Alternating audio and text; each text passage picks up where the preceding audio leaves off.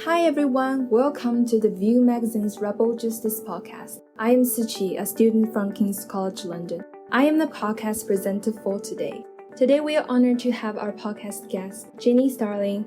Hi Janey, welcome to today's podcast. Can you tell us a bit about you? Hi, thank you for having me. So I'm a feminist campaigner and I'm co-director of the UK feminist organisation Level Up. We are currently campaigning to end prison sentencing for pregnant women, and one of our biggest campaigns has been to change the way that fatal domestic abuse is reported in the press. Great. Janey, can you tell me what your focus of study at university and how it formed what you are doing today?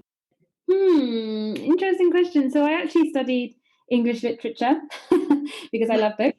And I think I did a module on decolonial literature, and that was what really politicized me. While I was at university, I was involved in kind of feminist organizing and feminist campaigns. So it was more the stuff that I did outside of my course that really informed what I'm doing today in terms of feminist activism, because I think the best way to make change is by building power with other people. And I had some real good fun doing that at university, so I continued. Oh, that's interesting to hear. And you and your team at Level Up produced the guidance for the media for reporting fatal domestic violence news. So what motivated you to start this campaign? So the Level Up team read all of the papers every morning. And in the summer of 2018, we saw there were so many reports of women who had been murdered by their partners. But the way that they were reported was so undignified and disrespectful, and also paid no attention to the broader context of the death.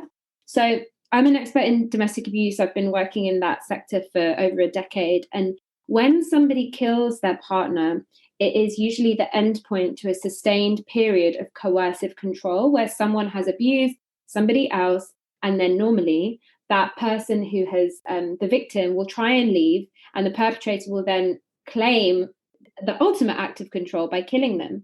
But the way that the media has reported these deaths was as though the man had just flown into a jealous rage, that he'd just snapped, that he was devastated and then murdered her. And there was this really dangerous narrative, which was that, oh, these men just love the woman so much they had to kill them, which is ridiculous. Like, that doesn't make any sense, but that was what the narrative was. So we looked into it, and I thought, well, what are the regulations around reporting this kind of death? Because this is a public health issue.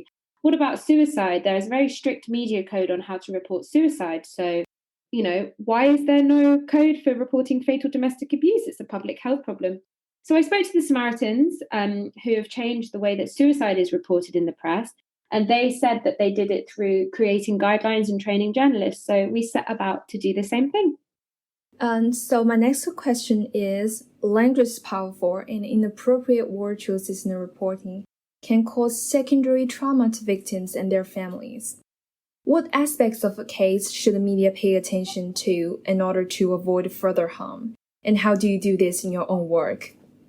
So the most important thing, and what we found with so many cases, is that at the beginning, in the immediate aftermath of a murder, the press are scrambling for any information that they can find. And that's when some of the most harmful behaviors happen. So they will look on a victim's Facebook to try and get a picture of her before the police have even released a picture. They will try and knock on the family's door. They will really be very pushy and invasive when the family are experiencing an intense amount of grief and shock.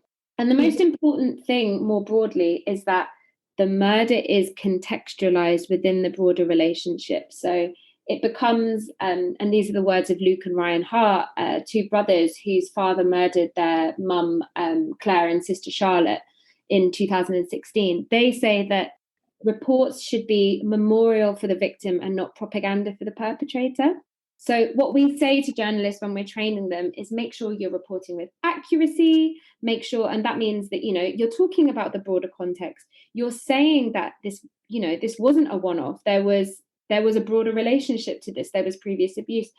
Images, make sure that the images that you're using are dignified, that you center the victim and not the perpetrator, and that you use the image that the family has provided, not dig around to find something on Facebook. That you report with dignity, because if you're sensationalizing or adding really violent details, you have to remember that this is a piece of coverage that their children are going to read again and again and again. And for so many people I've worked with who are domestic abuse survivors whose mother or sister has been killed, it's incredibly painful for them to see the public record of their mother or sister blaming her for her own death.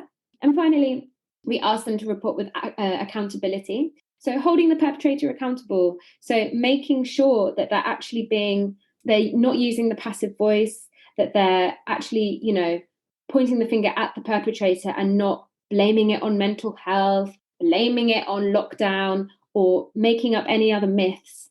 Because ultimately, men who kill women are exercising control. It is an active choice, and they need to be held accountable.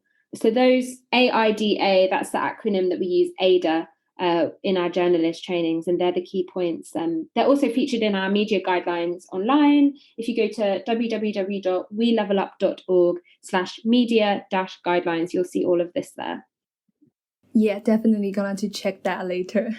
So what did you think of the way news about women with complex backgrounds who may not be perfect victims like Amber Heard is reported? That's such a good question. I think there's no such thing as a perfect victim ever. It's such a fairy tale myth. And in the same way, there's no such thing as a monster perpetrator. Men who are abusive are incredibly charming and are very good at managing their perception. They're always in control, whether that's through charm or violence. So we need to not be looking for fairy tale, innocent, perfect, beautiful victims. And we also shouldn't be looking for absolute awful monsters, because we will never find either. And the reality is that domestic abuse is extremely traumatizing. Survivors are doing everything that they can. And actually, I think something that's not spoken about enough is that survivors who are coping through very, very difficult situations, they are often using alcohol and drugs as a way to escape. And that is okay. Like, they are surviving. We need to see it in that context. We need to see abuse as a crushing of someone's spirit and a real, just putting them into a shrinking box.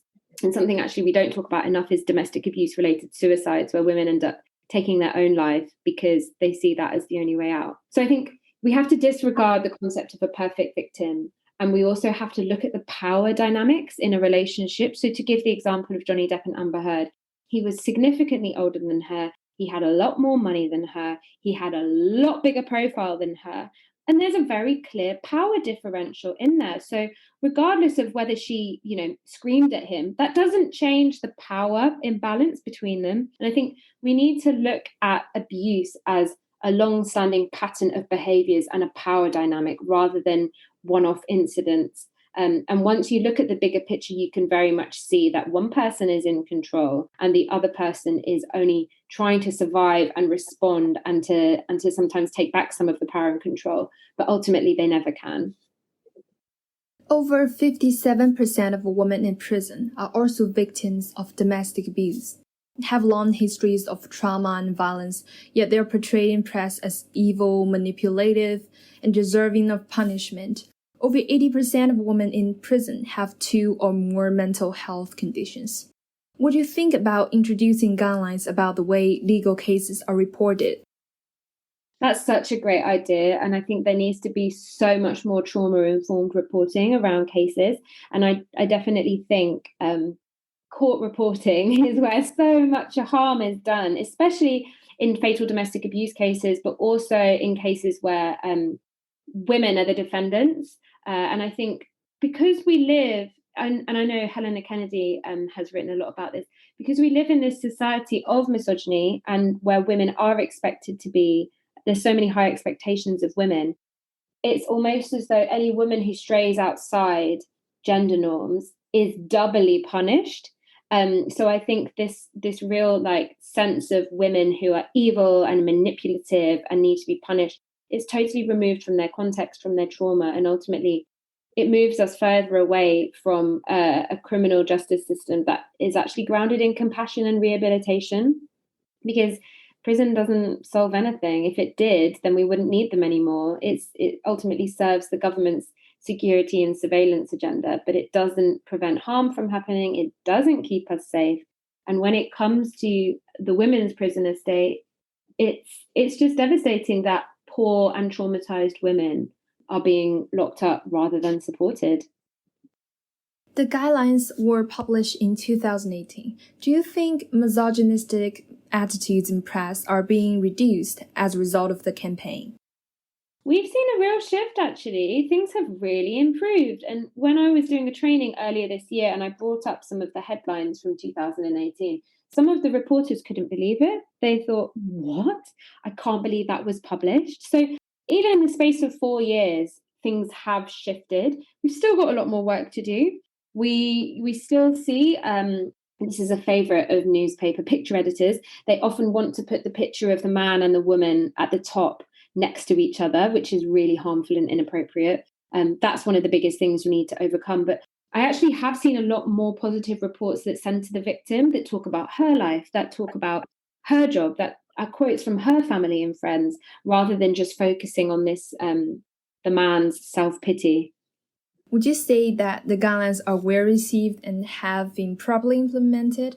Can you give us an example? Any feedback from anyone who has read the guidelines or used them? So yes, we've done trainings for different outlets across the press, and we have seen a big improvement. The BBC have written some really great articles, and one of the key things that we encourage people to do is not to look at each case as a quote unquote isolated incident, which is what the police always say, but look at it within the systems of violence against women. And so recognize that, when you are reporting the case of a woman who's been murdered in June, for example, look up how many other women have already been killed this year and say, in 2022, X amount of women have been murdered this year. So you're already placing the individual case into the bigger picture. And actually, the BBC did a really great article, which was all of the femicides, and there was a map of all of the women who had been murdered in the UK in 1 year. And it was brilliant. So that's one good example. And also what we've seen is a real gratitude from victims' families for this as a resource, because when they are dealing with grief, dealing with shock, dealing with investigations and police and coroners, they don't have time to firefight the media, whereas Level Up will, and Level Up does. And so there's been a role for Level Up in the media guidelines in terms of just taking that off their shoulders and advocating with journalists, because families already have enough on their hands. What is the role of media in reporting domestic abuse cases? So domestic abuse is a public health issue in the UK. Every week, 2 women are murdered by a partner or ex-partner. And ultimately, we need to prevent women being killed. We need to end domestic abuse. And the only way we can do that is if we start using the correct language for it, is if we start identifying what abuse looks like, and where survivors and perpetrators can look at themselves in the situation that they're in and get help. So I think the media has two key roles.